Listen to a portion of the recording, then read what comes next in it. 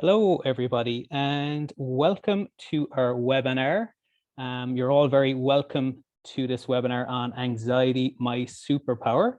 So it's going to be a really interesting discussion. So hopefully you can all hear me loud and clear.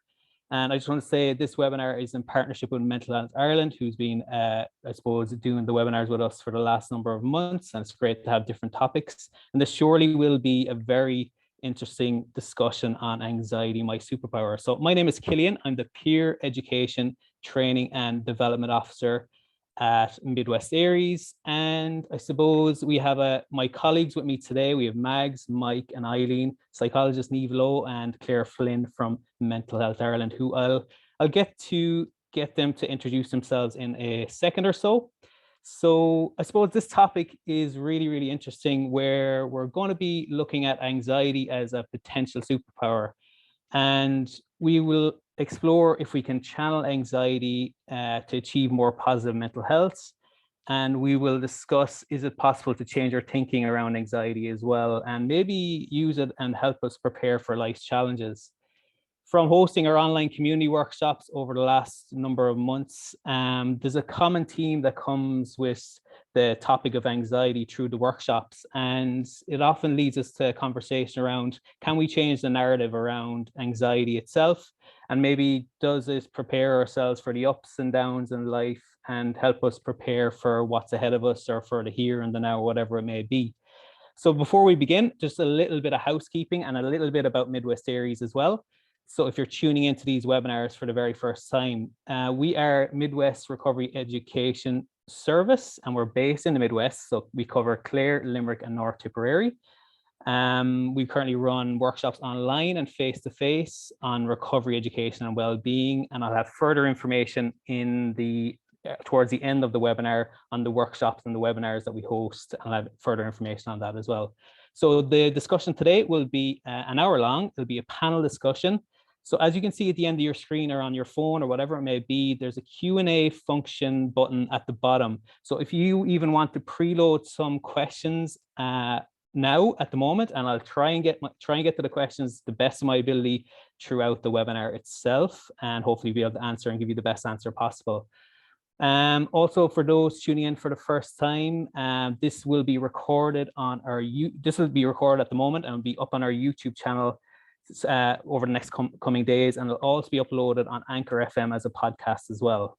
So I think I've covered everything. Towards the end, actually, there'll be a guided meditation, as we always finish off our webinars with a meditation, and it just helps us ground ourselves in the present moment again. So I think I've covered everything. I just like to invite my colleagues, Niamh and Mike, Eileen and Mags, and then Niamh and Claire to turn on their cameras, and we might do a round of introductions if that's okay. Hopefully I've covered everything there through the intro as well. So Eileen and Mags, you want to turn on your camera there? So we'll just do a round of introductions, and we might start with Mike if you want to say hello. Yeah, thanks, Cillian. And so anyone is disappointed with this workshop today or the webinar today, you can call me out on it, because I came up with the idea for the title. So it's kind of as an exploration and conversation, and see, can we change maybe a little bit how we think about anxiety and use it for good, as Cillian said. So I'm Mike, I'm the manager with Midwest ARIES. Thanks, Cillian. Great, thanks a million, Mike. You're a regular on these webinars. I don't think you've missed one yet, so it's great to have you here. So thanks a million. Claire, we might go to yourself, Mental Health Ireland. Thanks a million. Yeah, my name is Claire Flynn, and I'm the Development Officer for Mental Health Ireland for CHO3, which is Limerick, Clare and North Tip. And I loved the idea of rearranging anxiety as a superpower and doing it from a strength space. So Mike, a great idea, I think, for a title and for a discussion, and I'm looking forward to it today. Brilliant. Thanks a million, Claire. Great to have you here again. Niamh, we might go to yourself. Yeah, cool. I am on my phone today, so I'm kind of going to be leaning in to unmute and mute myself. So my name is Niamh. I'm a psychologist working in Limerick, and this is the second time that I've been on the ARIES panel, and really enjoyed the discussion the last time. We spoke about mindfulness, and I was asked to be part of this one, and I think it sounds really interesting.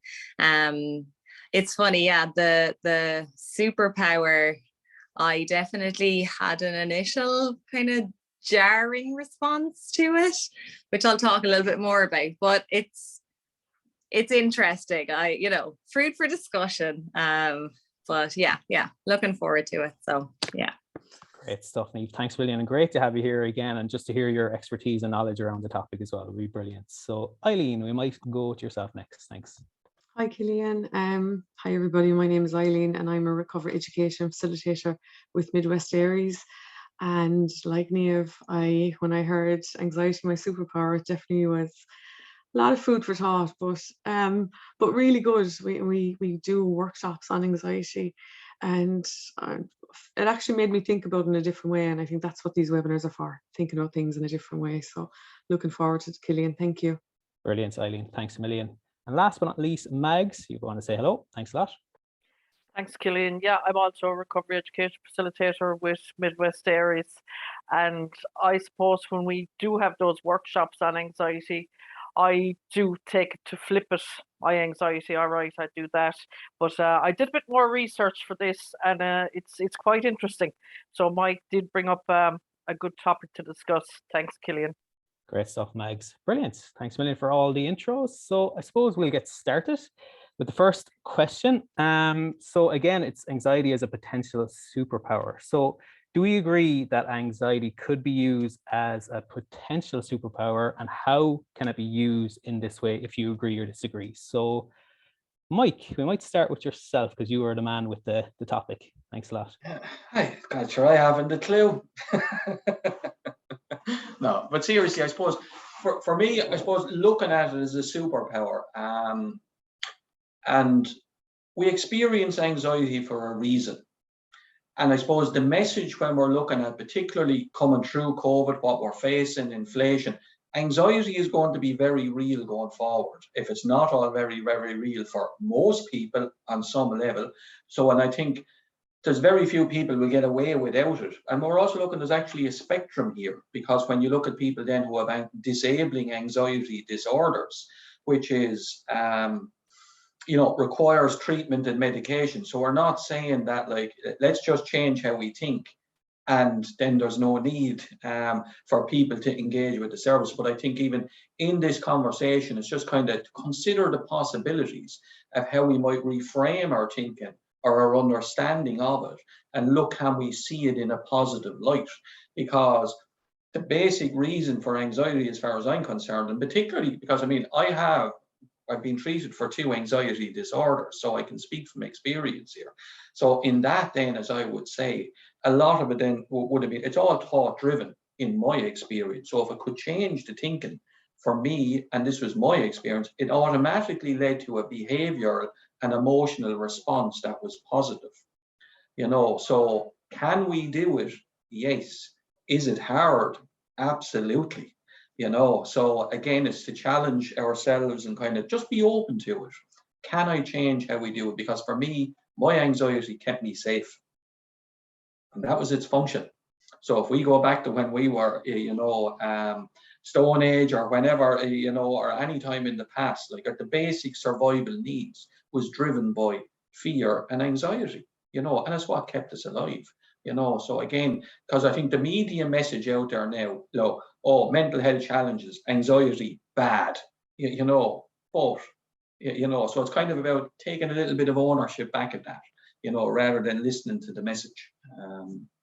So anyway, I better leave it at that. Thanks, Cillian. Yeah. Really good, Mike. Would any have any thoughts on what Mike was kind of mentioning there? Niamh, we might come to yourself, or even if you want to refer to the question, could it be used as a potential superpower? That'd be great. Thanks a lot. Really interesting, Mike, what you're talking about. And I suppose when I was initially saying kind of the jarring response to it, I noticed it in myself, and then I was kind of like, why am I having such a strong reaction? And I think it's kind of, and I'm sure like yourself, having been through it personally, for me, having been through kind of personal experiences of quite debilitating anxiety, and also then professionally meeting people who are experiencing really intense anxiety, the idea that it's a superpower, it's just kind of, I think, jarred a little bit. And I suppose the thing is, like you're saying, it's a spectrum, and anxiety is a very healthy part of being a human being. We need anxiety, like you were saying, Mike. It's, it's evolutionary. We need it to survive. It keeps us safe.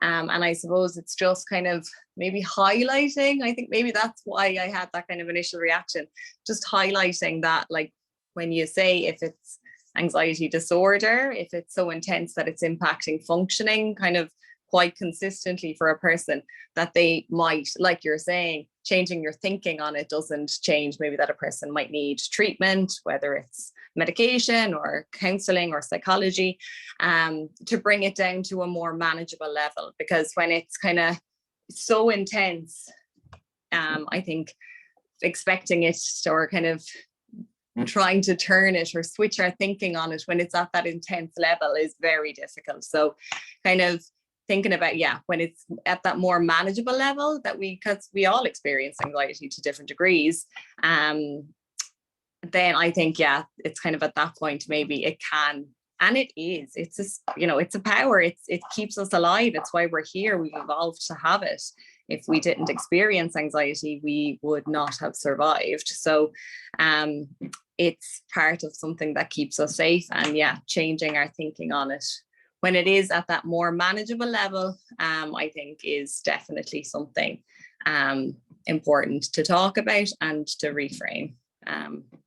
So I will stop talking now. Great stuff, Niamh. Thanks a million. Really good insight. And I think what you're kind of mentioning, like trying to turn the volume down on anxiety or anxious thoughts, and trying to manage it the best possible ways. Mags, you might come to yourself just on the question that I suppose I threw out at the start. Do you agree that anxiety could be used as a potential superpower, and how can it be used in this way? So if you want to share your insights, thanks a million.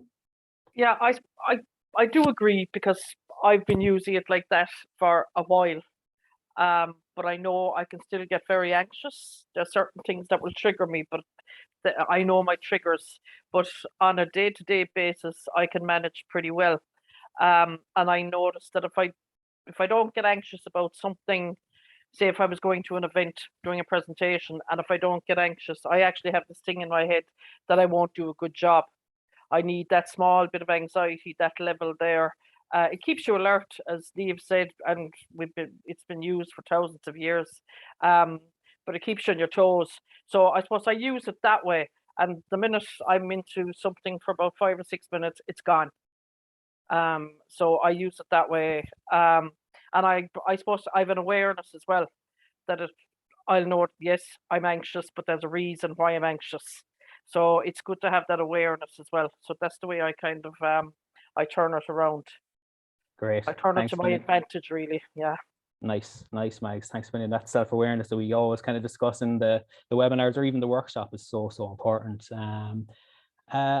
Claire, I might come to yourself. That's okay, just on the question. Yeah, Perfect. absolutely. I suppose from my own perspective, for myself personally, I always want to try and find, okay, what's good about this? There isn't always, but maybe there is something. Maybe there's some sort of like little bit of a silver lining something. And I first experienced anxiety, and it was actually as part of perimenopause. And I actually didn't know why, because I had never experienced it before. So it was very actually disorientating for me. It took me a long time to figure out actually that was why I was experiencing levels of anxiety. So that in of itself, so even acknowledging that it can come on, later on in life, and then being aware of that can actually be quite empowering. Because if I had known that when it was happening to me, it would have made life, definitely would have been my thoughts a lot better, rather than me thinking, what the hell is going on? Why am I so scared all the time? Why is my heart, I would have had a much deeper understanding, as I do now. And the way I look at it now is that when I start getting those feelings, and sometimes it comes from me out of feeling overwhelmed, it's for me anyway, it's my body and my mind telling me, you need to do some self-care here. You're not hitting your self-care markers here for yourself. And this is the reason why you're feeling anxious. So for me, from that perspective, it helps me to remind myself to look after myself. It helps me to not overwork, to not take on too much, because I put things in place for myself, for my self-care. And sometimes they fall by the wayside a little bit, depending on, how busy things get. So then when I start feeling, the feelings again, it's almost like what Mags is saying in terms of, I had strategies and stuff, and if I just stop paying attention to them, then, I can feel it again. So for me, the superpower of that is it reminds me that to look after myself, that it's a normal feeling as well, that I'm not alone in that, that so many other people do. And that also that it can be managed through like HRT and other things as well, that can absolutely help me. And then as well, in terms of the superpowers, the more we speak about it and, the more we have discussions like this, that someone who is sitting at home and listening to it or might look at the recording later, might realize, well, okay, that's okay then. I have, if that's what I'm experiencing, I'm not alone there. And then, might be encouraged to do a bit more of their own self-care as well.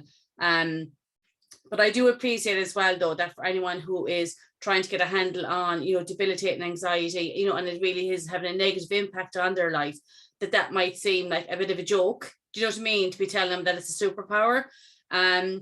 But maybe with the reframing of it, it might actually create, maybe, and I don't know this, it might create a little bit of hope that actually if I start reframing how I look at it and maybe how I manage it, then maybe it can become my superpower rather than something that debilitates me. That's me. Brilliant, Claire, really good. And I just like what you kind of mentioned with the markers that you set for your own self-care, what you need to do in the moment or going forward as well. And that's really important because we all know the benefits of self-care and what we can do for ourselves in a unique way that can help us along the way. So really good stuff. Thanks for sharing that. Eileen, we might come to yourself if that's okay. Thanks, Cillian.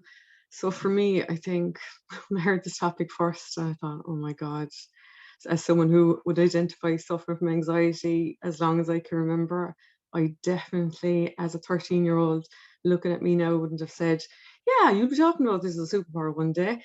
But thanks, Mike.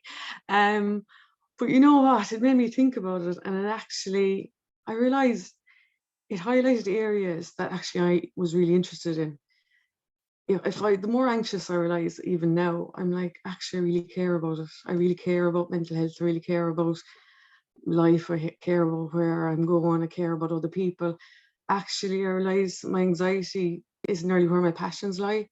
And looking at it in that way has really helped, to actually focus on areas. Like when I was young, like what helped my anxiety was writing, like start writing a journal at 13.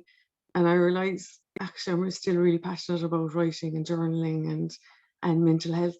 And it's like everything I was anxious about has led me to this work, and actually just chatting to other people about that and actually just being genuine and authentic. And I think for me, most of my anxiety, it was all about fear and shame and awkwardness and loneliness, and to actually be able to say, yeah, I felt anxious about all these things, and that's okay. And actually it's led me to where I am today.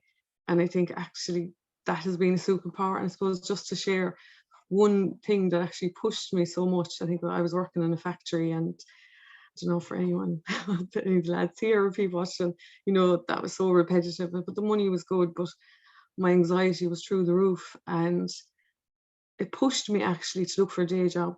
And that day job then enabled me to go back to college on Saturday.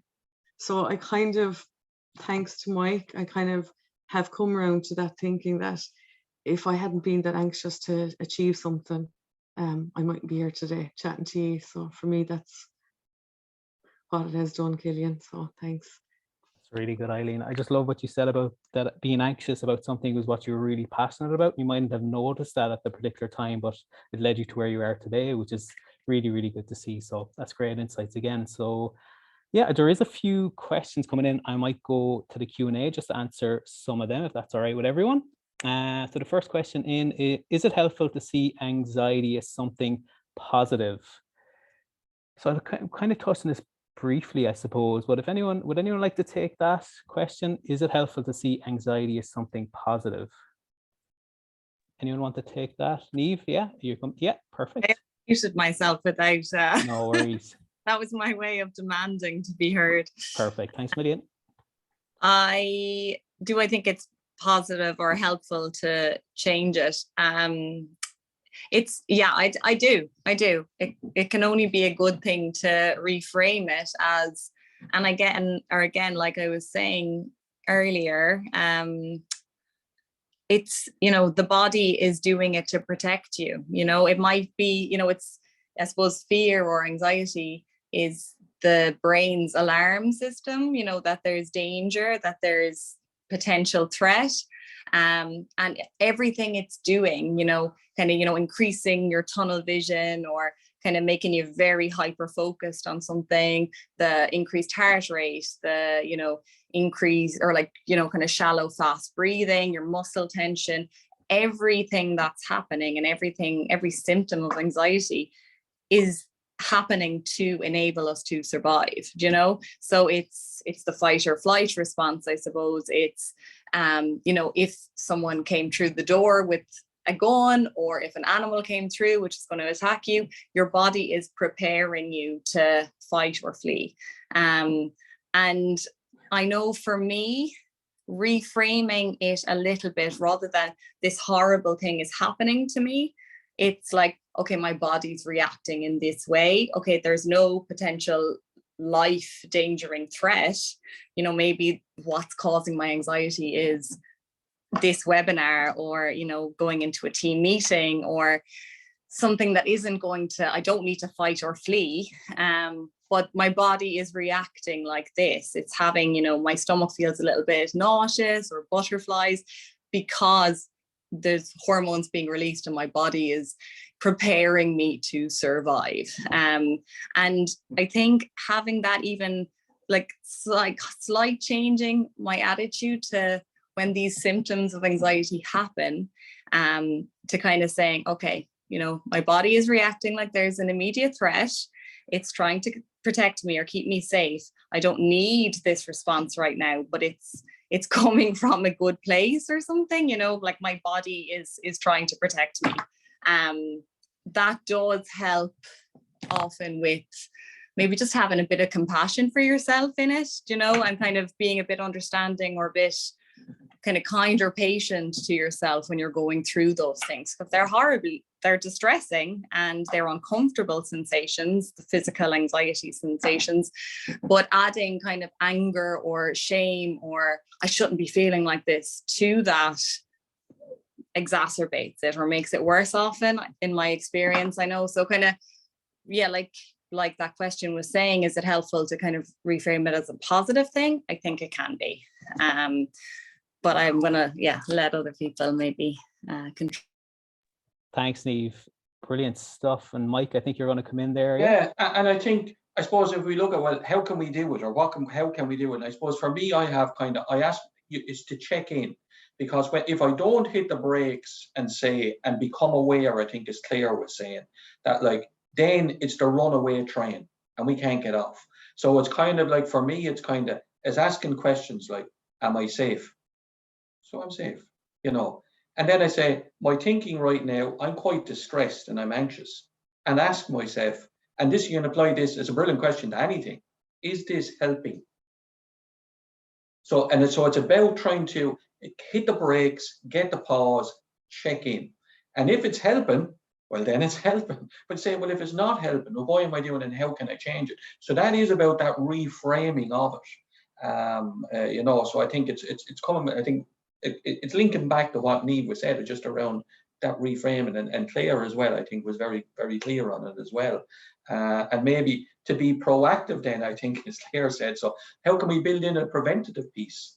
You know, so building in the self-care routines as well, you know, that will so it'll give us respite from the anxiety, you know, because sometimes it mightn't be even real. And it's a thing I often do jokingly with people, and I'm saying, look, you know, talking about all anxiety it's taught. It's all taught. We might expect a response to that might be an emotional response, or it might be a behavioral response, but it's starting with the thought. And so, as I would say to people, I would do an example here. There's a Cillian, I'm going to take control of your mind right now, and just even as an exercise. And so here we go, Cillian, is it happening? Am I taking control of your mind? No. But that's because I cannot control anybody else's thoughts the same way as I'm the only person can control it. So if I let it get out of control, what am I doing? Harming myself. So it's about taking back on that control and reframing it then, you know, where it can become your superpower.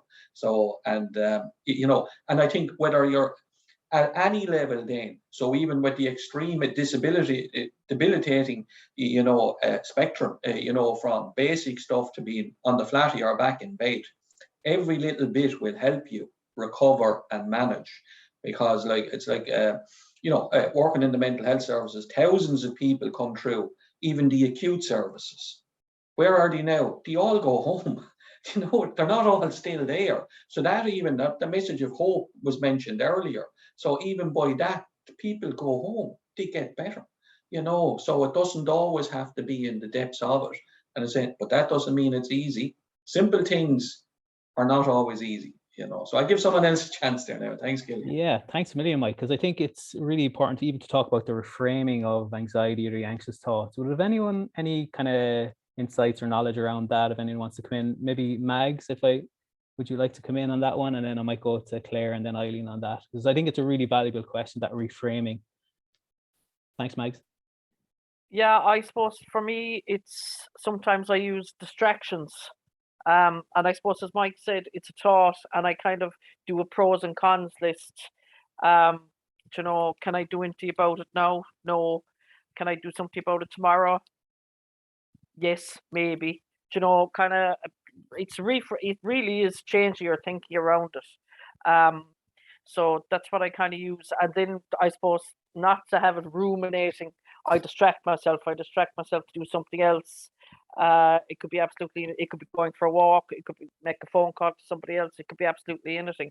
So there's that distraction piece. But I think I suppose, since I did a little bit of research on it in the last few days, I've only realized that my anxiety has an action piece to it. You have to do something about it. So your reaction could be distract yourself, or I suppose it could be a simple thing to deal with it, in your own time. So I think that's my way of, I suppose, dealing with anxiety when it crops up. Brilliant, Mags. Claire, would you have any additional thoughts on the reframing of anxiety? Yeah, I would. Thoughts? And I suppose that when I first started, I remember I went back to college in my 40s, and I was going into one of my first exams, and I had this horrible crushing pain in my chest. And obviously later on, I realized I was basically having a panic attack. And it was a long time later when I realized what was happening. I did think I was having a heart attack. But however, as I came to realize that, at times I, did have anxiety, and I needed to find ways to manage it, because if I didn't, it was going to stop me in trying to achieve what I wanted to achieve, like Eileen was saying. What I learned from that, though, what the strength that has actually given me, is that now I'm actually not really afraid of many situations. If there's a challenge coming up for me, I will feel the anxiety. I feel the oh God, can I do this? I'll be self-conscious. I'll be insecure. I'll be unsure if I can do it. I'll have all those thoughts about if a challenge comes before me. But what I've learned is that I have techniques now, and I have ways that I can actually support myself to get over those insecurities and stuff like that, and face the challenge, but also not to be afraid of failing at the challenge. You know what I mean? That if I try something and it doesn't work out, I don't necessarily get embarrassed, like, well, I give it a go, it didn't work out, so what, and I've learned that over time. Like, I wouldn't have been able to do that 10 or 15 years ago. The thought of failure in some cases might have actually paralyzed me from actually trying some things. I'm sort of much braver now, because I've learned how to manage my anxiety, so from the smallest of things to like taking up swimming lessons, which I did recently, to the biggest of things, to, maybe presenting at a conference or something like that, I can manage them now much better. So reframing it in that way for myself, in terms of, once I did put in the work, and I learned for myself, and I spoke to other people what they did, and I learned, what worked for me, that has reframed it for me. So, I think for anybody who maybe is not in that space right now, learning techniques, speaking to other people, coming to things like this, will definitely help you going forward. And anyone who lives with anxiety knows that, for any period of time, knows that, like, you can overcome it. It's not going to knock me out forever. And I can actually take on anything now. That's why the way I've reframed it for myself. And I wouldn't have thought about it that I had reframed it that way, only that, like everybody else, when I saw the title of the webinar, I was like, okay, is it? Am I? And then when I actually started thinking about it, I was like, actually, potentially, yeah, it is. So yeah, I really do think it can be a superpower in that way. It really builds up our resilience, I believe. Yeah. Brilliant, brilliant, Claire. I think it's every day is a learning experience, because you have, like, you're looking back and reflecting now of how far you've come and using your tools and techniques that help you each and every day. So really, really good stuff. And Eileen, we might come to yourself and answer. Thanks a million. For me, something that helps me kind of reframing my thoughts, actually, it's something I've been attending yoga classes for, I suppose, 15 years, and they always talked about the gaps, the gaps between things and that space. And as someone who's really anxious, I would fill those gaps with panic and more thoughts. And for me, actually, I'm very visual, I suppose. I'm a visual learner. So actually, for me now, I kind of have, so they're stepping stones of thoughts. So I'm standing on this stone, whereas before I'd be on the next stone, I'd be down to Shannon Bridge or wherever, and it'd be worst case scenario and everyone hates me and life is awful. And that's where one stone I was down to the end.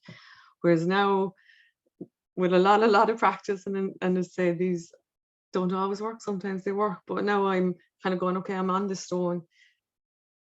Right, I can see the next one here. I have a choice now whether to go to that or not. I could actually stand here for a minute now and just take it in, have a little look around, take a few deep breaths. And that has actually really helped me to slow down, because my anxiety actually made me kind of, I suppose, overtalk, even with, I realized I over-explained, the hands are going, all that. It kind of helps me to just ground myself and to go, okay, this is actually okay, you're safe. And something, you probably noticed me going to water there the whole time. That was another thing I learned about my anxiety, that actually, and then Niamh mentioned it, the flight response, that actually if you were drinking water, your body's going, hang on now, she's drinking water, she's not in trouble here, we're fine. So I'll always, no matter where I am, I've always a bottle of water hanging off me, because to be honest, it's something I live with. But I think as Claire said, that's okay. To be honest, it's actually pushed me to do more things. And I think maybe, you can live alongside things. You can live alongside anxiety, or, even episodes of low mood. And to be honest, I think it brings you to your tribe. It brings you to people that think that understand you more, that you can have those more genuine, authentic conversations. And for me, actually, that's where it's brought, Cillian. And I think actually reframing things is so helpful. And another thing that I found helpful actually is language. With anxiety, we have all these negative words with it, but trying to kind of broaden it, that actually, I said to Mike before, about being excited, it's the same symptoms in our body, being excited, being anxious. So even this morning I wrote down for this, I'm going to really enjoy this webinar. I'm going to, instead of saying I'm nervous. So you can reframe at any stage, I think, and that really helps me along this journey. So thanks, Cillian. I think just to finish off on that there, Cillian, just there was at one of a discussion or a training day where I announced a phrase which I called reverse negativity. And maybe in the same way to consider anxiety as because it's associated with the negative, call it reverse anxiety. So if there's even a takeaway from today, so anyone's ever well, have you ever considered reverse anxiety? What does that look like? So as a prompt again, so it's a bit like challenging ourselves in it's back to the reframing. So it's about like taking ownership and taking back control, because we can't control, it is our own thoughts are tormenting us at the end of the day. The thought might be the response to an experience, which is a separate thing that may have to be dealt with, through counseling and psychology and all sorts of treatments or whatever is required. But the thought piece is we're in charge, so maybe that could be the takeaway, the reverse anxiety. Brilliant. Can I of course, can Niamh. Yeah, work away. I love that idea, Mike. Reverse anxiety. It's the, like when we were talking so much there about reframing, I know kind of for, when you're looking at definition of emotions or definition of anxiety, it's a kind of a subjective interpretation of bodily sensations. That's what, we say I'm anxious, but we're interpreting our bodily sensations as anxiety, and thoughts might come with that. But if you kind of, if you bring it back to that kind of base level of it's a subjective interpretation of the physical symptoms, you can play with that a little bit. And I know that saying play with a little bit around if someone is experiencing a lot of anxiety might sound like it's dismissing it, and I don't mean it that way, but just that interpretation, it's a subjective interpretation. So I might experience, you know, my heart racing and shortness of breath, and how I interpret it will be different to how Mike interprets it, or, you know, Eileen, or whoever, Cillian, whoever. It might be the exact same physical response, but, and like you were saying, Mike, we can interpret it a certain way because of experiences we've been through. But interpretation is open to change. And I suppose, Mike, you were saying that as well with thoughts, you know, we can change thoughts and thinking styles. So yeah, I just wanted to come in and say that bit. Brilliant. Thanks a million, Niamh. And it just leads us nicely into a question as well from someone, a participant. And I'll just read it out. Does changing our mindset around anxiety involve acceptance of some kind? So we've kind of touched on it a little bit, but I don't know, does anyone want to delve in a little bit on it? Eileen, would you like to just put you on the spot? Yeah. Read that again, you okay? No problem, Cillian. Yeah, I think acceptance is a big piece actually with anything, whatever we're going through. To know that sometimes I kind of realize we've chosen this, maybe whatever you're being anxious about, that choice piece is really important. So for me, you know, let's say being anxious, whether it's a presentation or going into a meeting or even a social occasion, to kind of realize, well, actually I've chosen to do this. You know, we can really change. Again, I'm back to language, but I think that's so important with any kind of distress, you know, that we know, myself and Megs, when we're online, you know, a lot of people might come along and they might have social anxiety and, you know, the acceptance piece, but it's back to accepting, yes, but it can be motivating as well. And you know what could happen? Instead of expecting the worst, I might actually enjoy this. So, you know, it's all really about reframing and accepting, going, actually, yeah, I'm okay. It's okay to be anxious in certain situations. And then maybe sometimes, just to say as well, I would say there's motivating anxiety, but then there's that long sustained periods of anxiety. And I think both are important when you're looking at acceptance, because sometimes that acceptance piece is looking at, well, actually, is this kind of anxiety it's motivating and bringing me somewhere, or actually is it making me ill? And it's good. I'm a big fan of writing things out and kind of realizing that actually when I'm anxious about something, let's say even like a webinar like today, but afterwards kind of reflecting, going, well, I really enjoyed that, or did I really enjoy that? And maybe that's something to look at then. I think you can apply that to everything, that acceptance piece. Is there a piece of me that enjoys that anxiety, or is there a piece of me that actually needs help and support around that, you know, to kind of work on that? So I think for me, Cillian, that's acceptance kind of leads to more understanding. Really good. And there's different spins, or I suppose different objectives or different ways of thinking you can look at it as well. So really good, Eileen. Does anyone else want to come in that question on the Niamh? You want to come in? Yeah, perfect. Thanks a million. Just briefly again, and I'm probably repeating myself a bit, but repeating things that I think are kind of important, or I have found important for me. The kind of acceptance piece, I think, is really important. And like Eileen was saying, acceptance of kind of whether I'm choosing this, or, you know, kind of sitting down and writing and thinking, okay, whether maybe the acceptance is I need help on with this, you know, I'm struggling to manage myself. But also acceptance, I think, is the acceptance that I'm a human being. I have a brain that is designed to detect threats and protect me and keep me safe, you know, and therefore it's understandable and it's okay that I get anxious, you know. And again, it's kind of when I was talking about the compassion towards yourself for feeling those things, that it's okay, I am a human, this happens, my brain is designed this way, it's not my fault, you know. And I do really think acceptance is a big piece in that. And acceptance is a heavy word. So I don't know if I would I don't know. Yeah. Just when you say to someone, you need to accept your anxiety, it can, again, maybe it's just me, but I get a jarring response. But maybe to kind of understand it or say it's okay or be patient with it. I don't know. But again, that's the language piece. I don't know if for someone else, acceptance mightn't have that kind of loaded sense to it. But yeah, I think acceptance is very important. Great. Brilliant, Niamh. Does anyone want to come in on that, on any additional thoughts before we move on? I think I'll come Claire, in on that there. Thanks, yeah, Claire. Because just in my previous work, just speaking to people about, living with, something maybe like debilitating anxiety and how unfair, and how challenging that can be sometimes. And it was always a conversation around, we're not responsible for what has happened to us. We're not responsible for what is happening. But, it can be empowering to take responsibility for how we deal with it and how we react with it.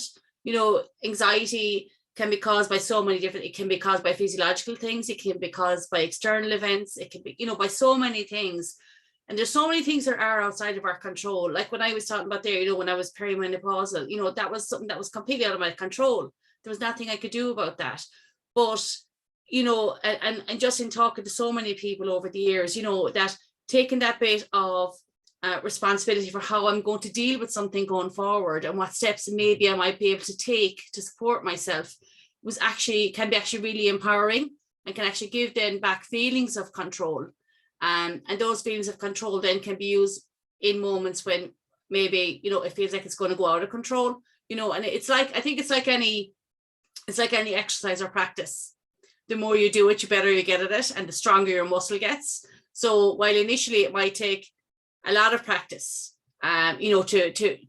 to come up with techniques and then even to do the techniques and to remember to do them. And, you might do them 50 times wrong, but the 51st time it actually might work a charm, but then once the 51st time happens, it's working a charm. It's going to be a charm every other time after that. It's not that any of this is easy. Absolutely, it's not. Nothing that impacts our life is ever, in that sort of way and causes anxiety is ever going to be easy. But it is very worth doing. And I really like that piece, Steve, about that compassion, about, being easy on ourselves. Like, things happen to us. It's not our fault.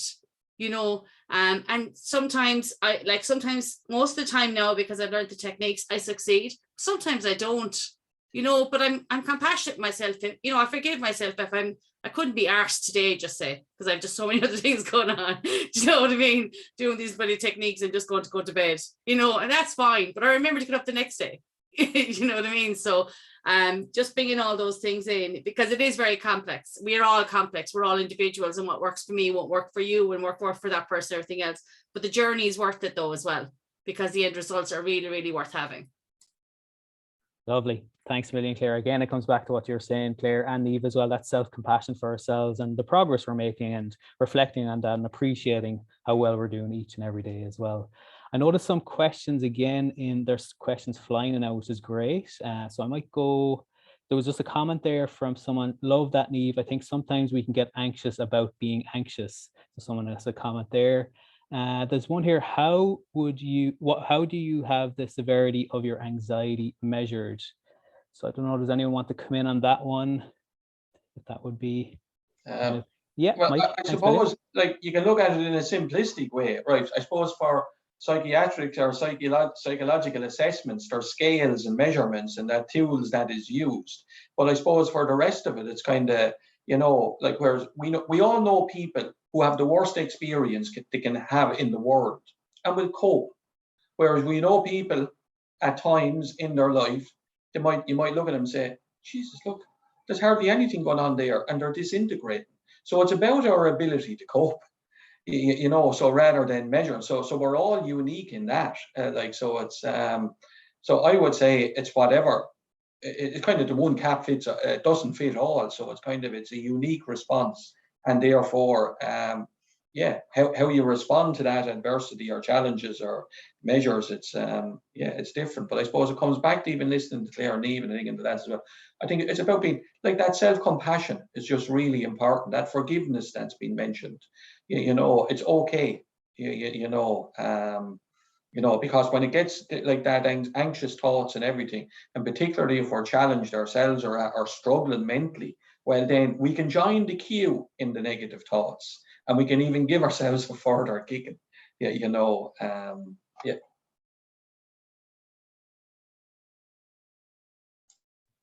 Brilliant, Mike. Thanks a million. Niamh, I don't know, were you going to come in there? Yeah, Yeah, sorry. Thanks a million.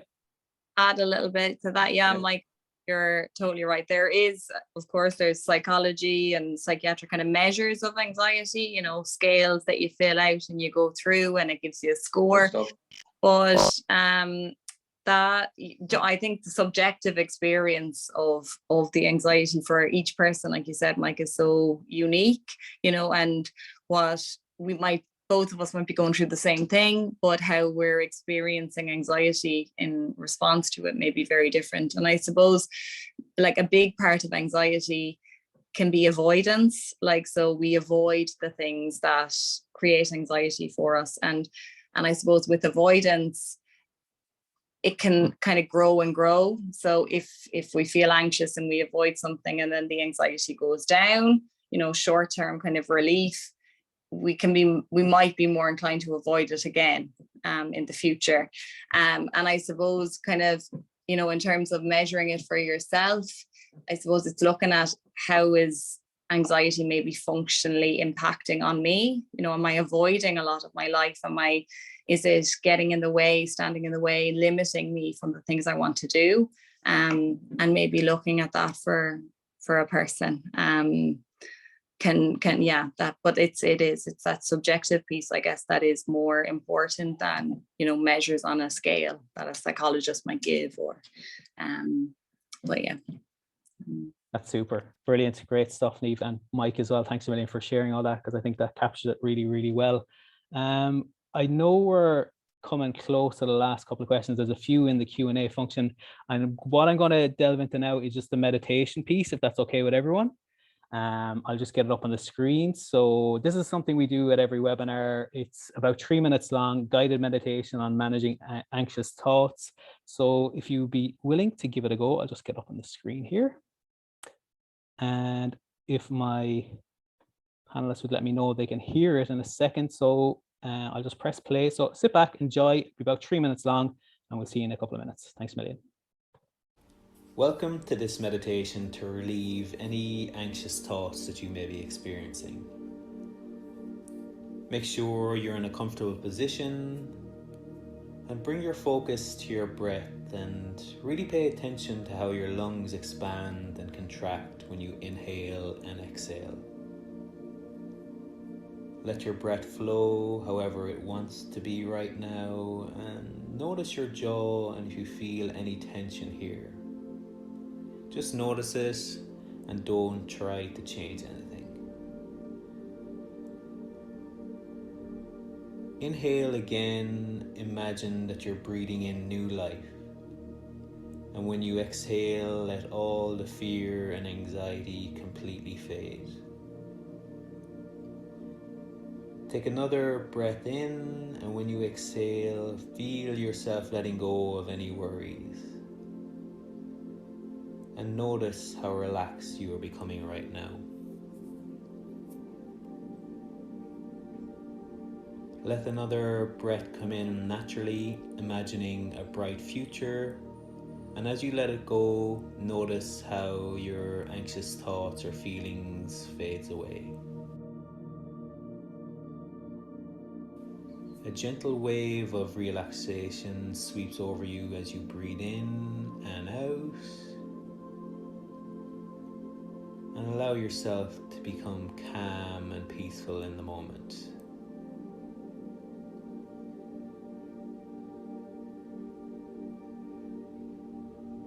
Notice how new ideas begin to present themselves to you.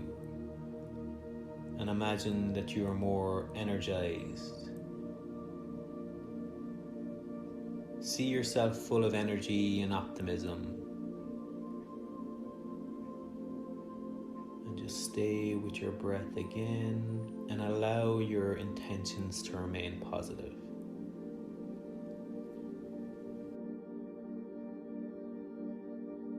Start by breathing into this joy you are creating, and Notice how you're shifting any anxious thoughts right now into peaceful feelings by following your breath. Any thoughts that previously held you back are becoming smaller and smaller, and watch how your negative thoughts diminish little by little. Allow yourself a few moments to simply be, and notice how things have changed since you began this meditation to how you're feeling right now.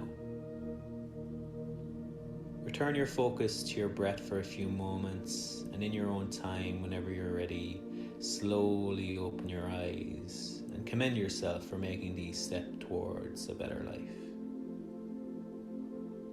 And slowly come back to the room again and open your eyes. Welcome to this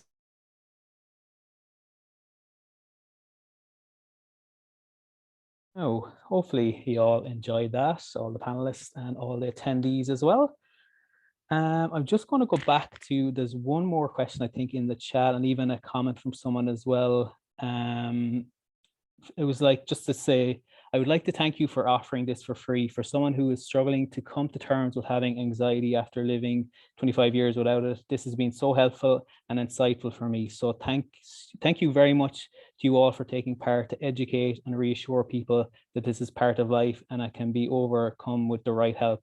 Thank you all, and God bless you all. Wishing everyone good health and peace. That's brilliant. So thanks a million for that. It really makes it all the worthwhile for doing these webinars and having these open, honest conversations as well. So thanks a million. So I would just like, we're coming close to the end. And I just like to throw out the question. I know we kind of talked about reframing anxiety and anxious thoughts. For those watching, I suppose, would you have any immediate go-to tools or techniques that you use in the moment to manage your own anxiety or anxious thoughts that crop up from now and again? So I might go to Mags first, if that's okay, and then we'll go around the panel. Thanks, Cillian. I suppose breathing for me would be one to regulate my breathing when I start to get anxious. Just to take in deep breaths. And I suppose one of my highest things for anxiety is driving on the motorway. That's my highest level of anxiety. So I was taught by an acupuncturist that, you know, if you do that with the thumb and the middle finger, it actually does work when you have your hands on the steering wheel. It brings down my anxiety a small bit. So I suppose coping mechanisms, just to have a few coping mechanisms. So I use breathing and I use that as well. And I always have, as Eileen said, the bottle of water with me, as well as always on the go. So thanks, Cillian. Super soft, Mags. Thanks a million. Eileen, would you like to share? Thanks a million. Yeah, thanks, Cillian. I have a couple of things in the toolbox, because if one doesn't work, the other one gets pulled out. Just a few I want to share is just hand on heart. For me, all my anxiety is coming from, as Mike said, thoughts, thinking, you know. So once the hand is on my heart and I can just count the heartbeats, that just lessens. And that actually is probably my quickest fix for stop the thinking and anxious thoughts, and just to take a minute. And sometimes, whether it's in an office, I mean, historically, or different, when I was thinking of different jobs and, you know, might have had to do something that would cause anxiety, I'd actually go into the bathroom and just do a few exercises.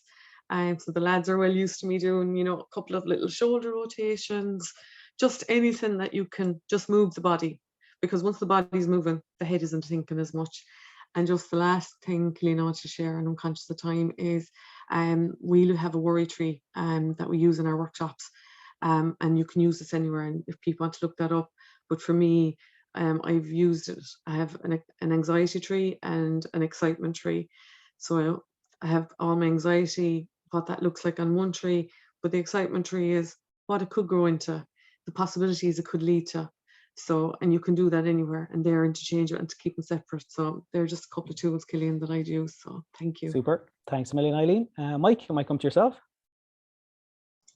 Thanks, Cillian. And I suppose I'll come back to, I suppose, that little piece I was saying earlier about the check-in, because like we end up going down rabbit holes with anxiety and it's not helpful. And that's usually the negative experience. So it's kind of to be able to hit the brakes and figure out what questions that will be helpful when you hit the brakes, because again, we're all different. So for me, it's kind of like, as I was saying, like, is this helping? What do I need right now? You know, how do I respond? And whatever type of question, you know, they may be, come up with your little, and write them even on a sticky notes, or, you know, keep it in your head. So if you do manage that little intervention to hit the brakes, it's ask those questions. And that can help with the reframing as well. And it's back to the grounding as well. Get back into the moment, break the cycle of that thought. So call it reverse anxiety. So how do I turn anxiety into reverse anxiety? Hit the brakes, turn it around, you know, treat it like a car, you know. So, thanks, Cillian. Great stuff, Mike. Thanks a million. Niamh, we might come to you, and then Claire will come to you finally then. Thanks a million. Perfect. So yeah, just echoing kind of what Mike was saying there about checking in with yourself. I think that's a really important for anxiety, but any emotion is kind of, I know within psychology, we would teach the skill of kind of name the emotion to yourself, kind of to recognize what are the physical signs that might go along with it, or what are the thinking styles that might go along with that emotion. And even kind of saying to yourself, I'm anxious, you know, and kind of acknowledging to yourself that you're anxious, instead of, like Mike said, kind of disappearing down the rabbit hole and spiraling. Again, it can kind of stop. And research shows that even just by naming it, acknowledging it to ourselves, I feel this way, instead of avoiding feeling that way, just naming it, not changing, not doing anything, that brings down the level of the emotion, you know. So I guess, yeah, checking in and kind of saying to yourself, you don't have to announce it to the room, or but just acknowledging to yourself, I'm anxious, and that's okay. And also, I think like a lot of people have been saying, breathing is really important. One of the things that I find really useful for when I'm anxious, or if I'm talking to people that are experiencing anxiety, is changing your posture. You know, like, we'll so often be, our shoulders will be up here, our jaw will be clenched, and we won't even be conscious of it. So, and when you're kind of in that mode, when your body's tight and you're clenching your muscles, your jaw, it's kind of sending the message to the body, yeah, you need to keep anxious here. You know, you're under threat, or there's some danger. Whereas by kind of relaxing the body and loosening the muscles, and kind of, like Eileen was saying, maybe having a drink of water, you're sending the message to the body, you're actually safe. There isn't danger right now, which can again bring down the level of the anxiety. Same with breathing, you know, deepening your breaths rather than that kind of shallow breath, or holding your breath, kind of lengthening and slowing it a little bit, again sends the message to the body, you're safe, you know, you're not in danger. So yeah, that's, I'm conscious of the time as well, so that's stuff. Thanks a million, Niamh. That's brilliant. Thanks a lot. And finally, Claire, cheers. Thanks a lot. All of the above that everybody has spoken about. The breathing is definitely, like, I try to sort of place myself where I am. It's that sort of grounding. And sometimes what I find really helps is, you know, that 5 things I see, 4 things I touch, 3 things I hear, 2 things, you know, that, you know, it just connects me to my 5 senses. And that sort of takes me out of my head then into wherever I am. So it sort of brings me into the moment. That I can find that really, really helpful. But as well as that, then afterwards, a bit of reflection just really, really helps, because I might be in a situation where maybe I might have felt it, and I might be in a public space. So, you know, I can use my technique to ground myself and to help myself through it. But then afterwards, I feel sometimes it's worth doing a bit of reflecting, like why, you know what I mean? Why did it happen to me? Why did I feel like that? So that I can try and be a bit more proactive, maybe, you know, in the future. And also then just a bit of self-care afterwards, because depending on what has gone on, I might be exhausted, or, you know, for any number of reasons. So it might be about just minding myself, making sure I'm eating healthily, just making sure I get in my bit of exercise, you know, just constantly sort of, I suppose I'm always sort of building my blocks, if you like, of my foundations. You know, and maintaining them and stuff. So that for me is very important as well, you know, to be consistently doing that, so that it doesn't happen to me as often, you know. But like that, I do have those techniques, so like breathing and the 5 things, etc., if it does happen to me.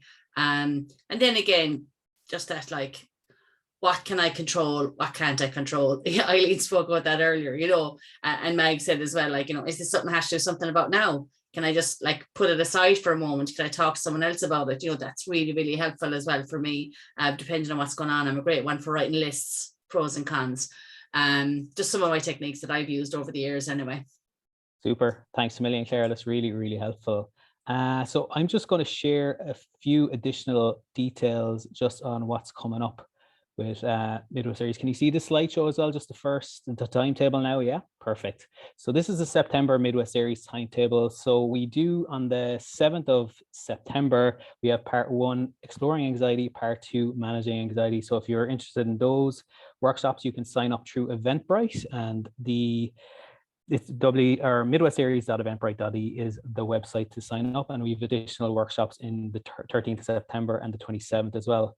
Our next webinar then is on innovation and change in mental health services. So it's going to be a really interesting discussion. It's on the 28th of September. So the webinars are on the end of every month on the Wednesday, so from 2 p.m. to 3 p.m. So hopefully you can join us for that. I think Eileen is just going to put the feedback form for this webinar in the chat as well. So if you have time to fill it out and open it up, it would be much appreciated, because it just helps us improve these webinars going forward, and that would be much appreciated. Then we have the wellness panel, is the podcast. So this will be uploaded onto our YouTube channel, Midwest Series, and then on Anchor FM on the wellness panel as the audio. So that'll be up over the coming days as well. And they're just details, Mike, myself, and Margaret, the other development officers, details if you want to book any of the workshops. Then this is Claire's details, Claire F at mentalhealthireland.ie, and they're all the Mental Health Ireland details as well if you're interested in any of the work that they're doing as well. Niamh, I don't know if you want to mention any of your details or anything at all, or anything.